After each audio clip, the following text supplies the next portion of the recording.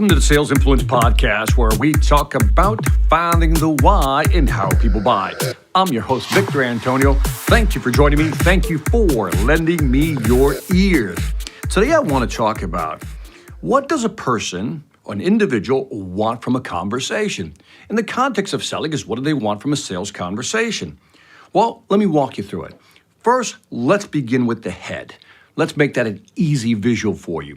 What they want from you is somebody who truly understands their business. In other words, you have a high business IQ, a high product IQ, and a high market IQ. You understand their business, you also understand your product, but more importantly, you understand what's going on in the market. That's what they want. Let's fix in on the brain, the head.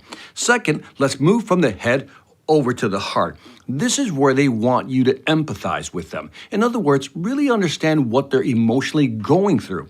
In other words, be empathetic. What are they thinking? What's their point of view? What are they doing? What are they struggling with? Really connect with them at that level. Number 3, let's move down. Let's go from the head. Let's go to the heart. Now let's go to the hand. How will you lend them a hand? How can you help them? In other words, what are you currently doing with other potential customers or other clients that you may have to help them? In other words, who are in a similar situation. So they want to know first, you understand their thinking. That's the head. Second, you're emotionally connected with what they're going through. You get it. You understand the pain they're going through.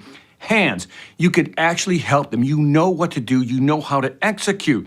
Now, those are 3 H's, head, heart, and hand.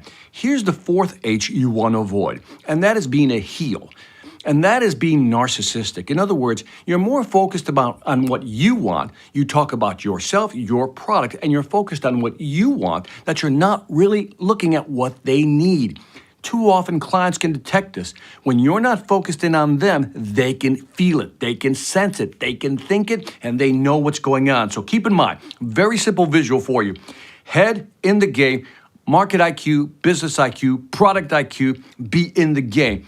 2, let's go to the heart, be empathetic, understand what they're struggling with, and really listen to what they're saying. Don't just hear them, really listen. Then hands, how can you help them? How can you give them or lend them a helping hand? How can you help them execute to reduce their anxiety? Because again, clients are afraid to make a change, and they want you to help them, walk them through the process, hold their hand. You know what I'm talking about. Last but not least, don't be a heel.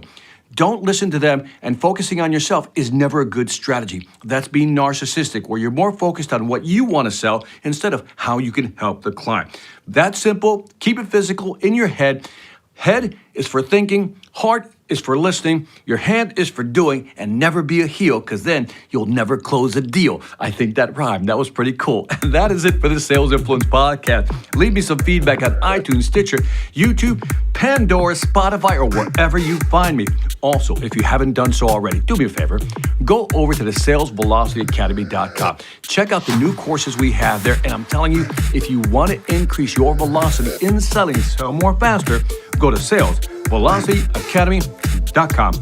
And that is it for the Sales Influence Podcast. Leave me some feedback on iTunes, Stitcher, again, and YouTube. And remember that selling ain't hard when you know how. Take care.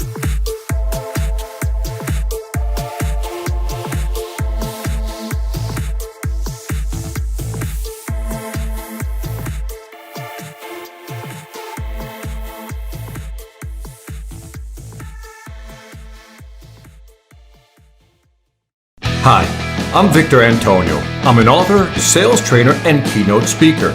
I'm often asked, what makes a great speaker? Is it someone who delivers real content that the audience can use? Is it someone who engages the audience so they're part of the learning experience? Or is it someone who can motivate an audience to push them beyond their comfort zone and discover new abilities? The answer is yes. But the most important thing to remember is that I'm not there to look good. I'm there to make my client look good. Simply put, it's never about me, and it's always about them.